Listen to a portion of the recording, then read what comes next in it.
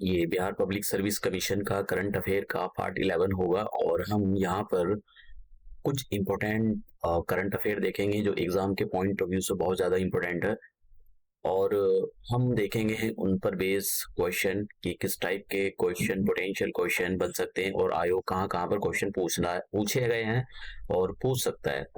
तो देखिए, ये एक लिमलेस एम्फीबियन मिला है काजीरंगा नेशनल पार्क। अभी काजीरंगा नेशनल पार्क आपको पता होना चाहिए कि काजीरंगा नेशनल पार्क कहाँ पर है।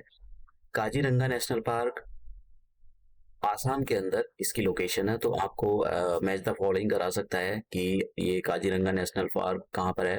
पीपीएससी ने क्वेश्चन पूछा हुआ है कि वो साउथ इंडिया का कोई किसी की डिस्कवरी हुई थी, तो उस पर बेस्ड क्वेश्चन था, इसी टाइप का क्वेश्चन था। ये डिस्कवरी कहाँ पर हुई है, कौन से नेशनल पार्क में हुई है, इस टाइप का क्वेश्चन था, इसलिए मैंने रखा है इसको। अदरवाइज तो यूपीएससी के पॉइंट ऑफ व्यू से इस टाइप के क्वेश्चन काफी इंपॉर्टेंट होते हैं। काजीरंगा नेशनल पार्क की अगर हम इम्पोर्टेंस की बात करें तो देखिए, ये बहुत ज़्यादा इम्पोर्टेंट है। क्यों? क्योंकि इंडिया के जो 2/3 हैं जो राइनोसोर्स हैं वो काजीरंगा नेशनल पार्क के अंदर मिलते हैं। मतलब काजीरंगा नेशनल पार्क राइनोसोर्स के लिए फेमस है और वर्ल्ड के 57%, मतलब आप लगा रहे हो ना कि अबाउट 60% पॉपुलेशन वर्ल्ड की किसकी वाइल्ड वाटर बिफेलो वो यहाँ पर मिलते हैं। तो ये बहुत ज्यादा इंपॉर्टेंट है काजीरंगा नेशनल पार्क।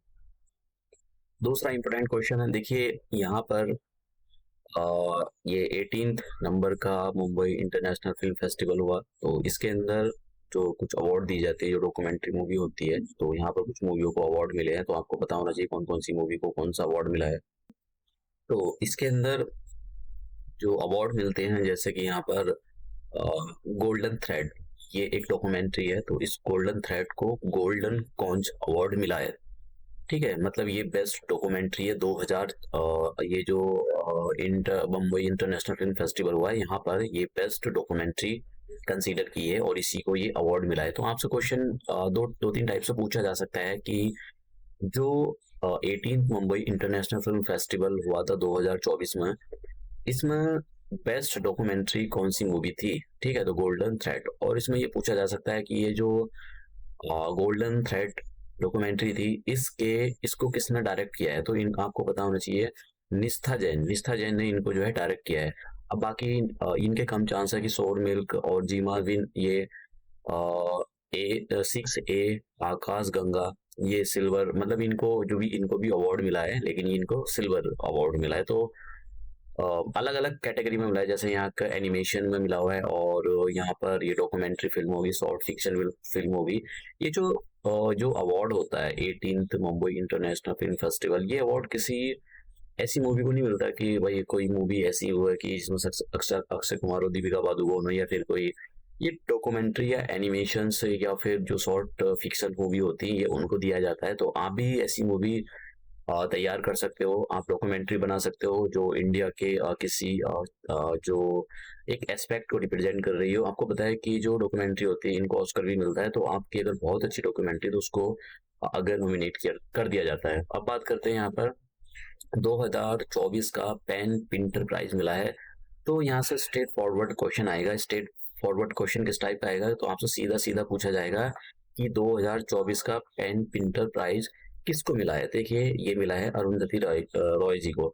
तो आपको इनकी बुक पढ़नी चाहिए, बहुत अच्छा लिखती है। मैं मतलब पढ़ता हूँ इनकी बुक। अब देखिए यहाँ पर स्लैश एंड बर्निंग, इस पर तो आपको रट्टा मारना पड़ेगा, क्योंकि ये जो स्लैश एंड बर्निंग फार्मिंग होती है इंडिया के अलग अलग पार्ट में होती है, वर्ल्ड के भी अलग अलग पार्ट में होती है, तो इसका नाम अलग अलग है। ठीक है, जैसे यहाँ पर अगर इसका नाम झूमिंग है। झूमिंग कहाँ कहाँ पर बोला जाता है? आसाम के अंदर, मेघालय, मिजोरम और नागालैंड के अंदर। और दीपा कहाँ पर बोला जाता है? छत्तीसगढ़ में, बस्तर जिले के अंदर, अंडमान और निकोबार के अंदर इसको बोला जाता है। और अलग अलग नाम है। तो आपको देखिए, मुझे नहीं पता कौन सा देव हो, आपसे पूछ सकता है उड़ीसा के अंदर ये बताओ स्लैश एंड बर्निंग फार्मिंग का क्या नाम है। तो आपसे ऐसे क्वेश्चन पूछा जा सकता है, ये भी क्वेश्चन पूछा जा सकता है और डिफिकल्ट बना सकता है कि इंडोनेशिया के अंदर, ठीक है, ये जो स्लैश एंड बर्निंग फार्मिंग का क्या नाम है। तो आपसे ये भी क्वेश्चन पूछा जा सकता है। देखिए, तो ये वाली जो स्लाइड है इसको आपको रट्टा मारना पड़ेगा बार बार, क्योंकि देखो इसके लिए कोई ऐसा लेफ्ट राइट नहीं है। तो ये बहुत इंपॉर्टेंट है कि आप उसको जो, क्योंकि आयोग इस टाइप के, चाहे बिहार पब्लिक सर्विस कमीशन हो या दूसरे कमीशन हो, चाहे लोकल लेवल पर, जो लोकल लेवल का मतलब होता है जो छोटे एग्जाम होते हैं, उनमें भी ये क्वेश्चन पूछे जाते हैं। तो इसके बारे में आपको पता होना चाहिए। अब बात करते हैं, देखिए यूपी के अंदर वर्ल्ड का first Asian king vulture conservation breeding centre बनाया गया है। तो यहाँ पर यूपी के लिए तो यूपी पीसीएस के लिए तो बहुत इंपॉर्टेंट है ये, क्योंकि आपसे सीधा पूछा जा सकता है कि भाई ये कौन से डिस्ट्रिक्ट में इसको स्टैब्लिश किया जा रहा है। तो ये जो महाराजगंज डिस्ट्रिक्ट है यूपी का, वहाँ पर इसको स्टैब्लिश किया जा रहा है। ये बिहार से लगता हुआ डिस्ट्रिक्ट है और नेपाल से इसकी जो इंटरनेशनल बॉर्डर है वो शेयर होता है इस डिस्ट्रिक्ट का। तो आपको पता होना चाहिए कि ये बाकी कितने हजार का है, कितने का, ये बहुत ही कम चांस है कि आपसे इस टाइप का क्वेश्चन पूछा जाए। नेक्स्ट क्वेश्चन की बात करते हैं। देखिए इसमें वैसे पिछले साल जो उसने जीपीटी के बारे में पूछा था, उसकी फुल फॉर्म पूछी थी, तो आपको ये पता होना चाहिए ये जो एआई पावर चैटबॉट होते हैं कौन सा किसका है। जैसे गूगल का जिमनी है और ओपन एआई का चैट जीपीटी है। तो मतलब ऐसे पूछ सकता है कौन सा किसका है। और एक बात याद रखना, यहाँ पर बहुत इंपॉर्टेंट क्वेश्चन है, ये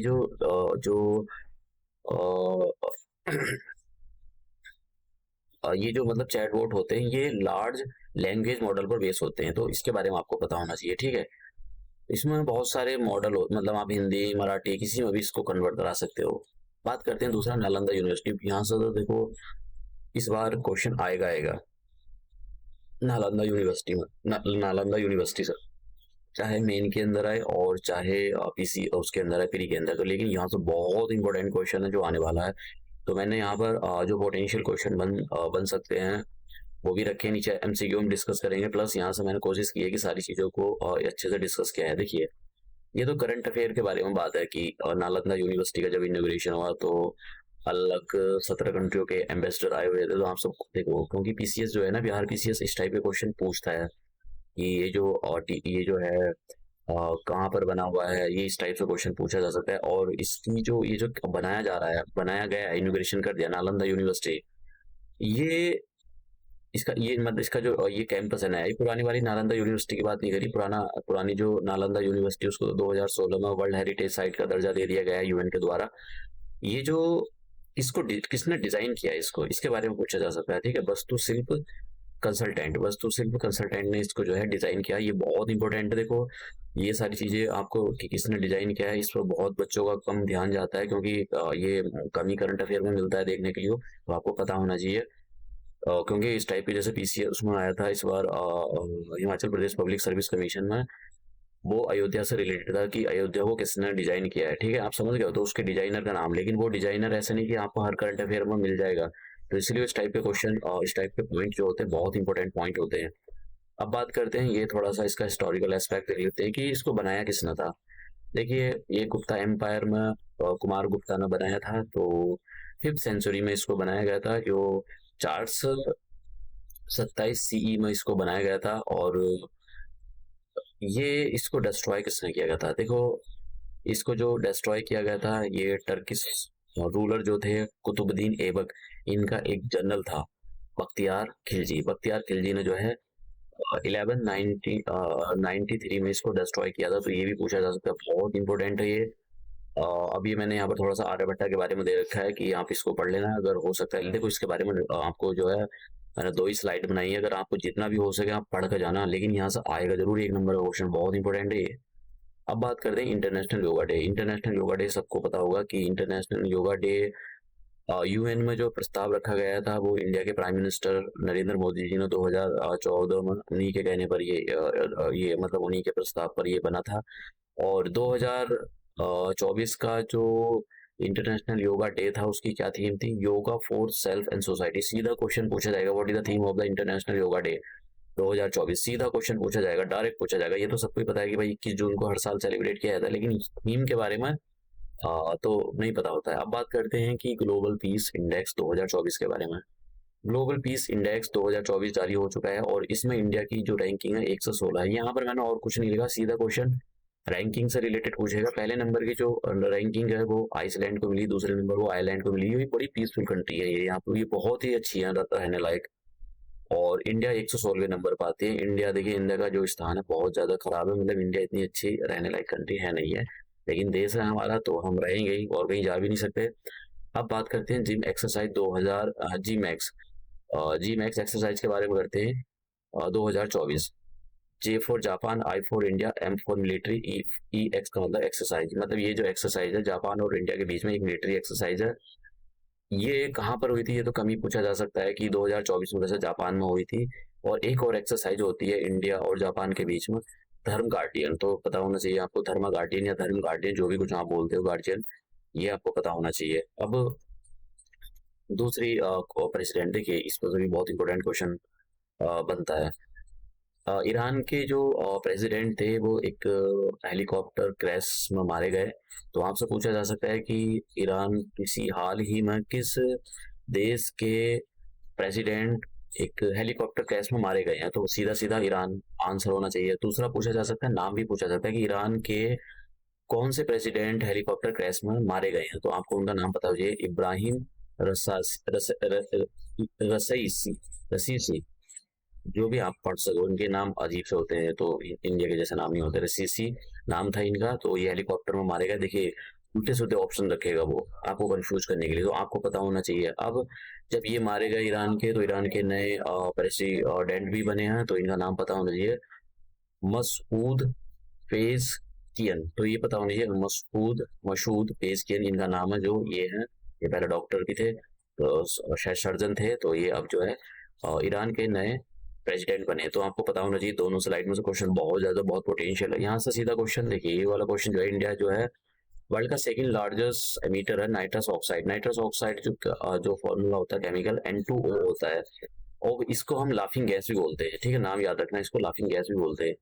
पूरी दुनिया में सबसे ज्यादा जो लाफिंग गैस का एमिशन कौन करता है, चाइना करता है, 16.7% करता है। फिर इंडिया आता है, फिर यूनाइटेड स्टेट और ब्राजील आता है चौथे नंबर पर, और फिर उसके बाद में आता है पांचवें नंबर पर रशिया। ग्रीन हाउस गैस की कैटेगरी में आता है ये नाइट्रस ऑक्साइड। और हम देख लेते हैं कि ग्रीन हाउस गैसेस कौन कौन सी है। कार्बन डाइऑक्साइड है, मीथेन है, नाइट्रस ऑक्साइड है, और हाइड्रोफ्लोरोकार्बन्स भी है, और सल्फर हेक्साक्लोराइड भी है। तो आपसे क्वेश्चन, सीधे सीधे क्वेश्चन पूछे जाएंगे कि कौन कौन सी इनमें से ग्रीन हाउस गैसेस है, तो आपको पता होना चाहिए इनमें से कौन कौन सी ग्रीन हाउस गैसेस हैं। अब हम बात करते हैं कि देखिए मैंने यहाँ पर ये चार्ट में भी दे रखा है, तो आपको पता होना चाहिए इस चार्ट के बारे में। अब बात करते हैं हम यहाँ पर कुछ क्वेश्चन इन पर जो भी हमारी करंट अफेयर थी, हिंदी इंग्लिश दोनों में दिया गया है, तो हिंदी और इंग्लिश दोनों टाइप के विद्यार्थी इसका जो लाभ उठा सकते हैं। Which of the following is not consider a green house gas?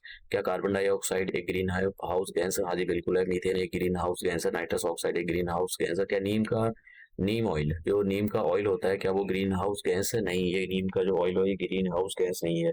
तो हमारा जो आंसर है वो यही है, नीम का ऑयल। ठीक है, तो इस टाइप के क्वेश्चन आपसे देखिए, इस टाइप के क्वेश्चन ऐसा नहीं कि कोई मैं आपको जबरदस्ती करा रहा हूँ। इस टाइप के क्वेश्चन आयोग ने अलग अलग पीसीएस में पूछे गए हैं, तो ये आपको पता होना चाहिए। इन्वायरमेंट से रिलेटेड हॉट टॉपिक है बहुत ज्यादा ही है। अब बात करते हैं what is the another name of the जो लाफिंग गैस। ये science and science general science का क्वेश्चन है वैसे तो, लेकिन फिर भी आपको पता होना चाहिए जब आप जनरल साइंस पढ़ रहे हो। तो जो नाइट्रस ऑक्साइड होती है, नाइट्रस ऑक्साइड को मैंने बताया था लाफिंग गैस बोला जाता है, तो इसका नाम है लाफिंग गैस। डॉक्टर यूज करते हैं एनेस्थीसिया के तौर पे इसको। बात करते हैं कि बीच religious leaders name was among दो killed in the helicopter crash. तो आपको मैंने बताया था इब्राहिम रसीसी। तो इब्राहिम रसीसी जो है ये अभी हेलीकॉप्टर क्रैश में मारे गए थे। और कहाँ के थे ये थे ईरान के। ठीक है, who founded the Nalanda university. जो हिस्ट्री है, हिस्ट्री के पॉइंट ऑफ व्यू से आपको पता होना चाहिए कौन सी है इसमें।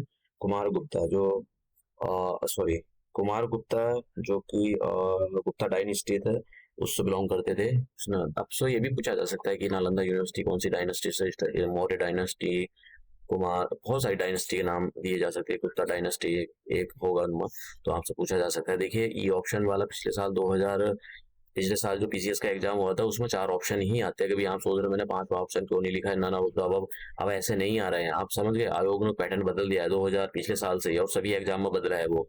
तो आपको नए पैटर्न के बारे में पता होना चाहिए।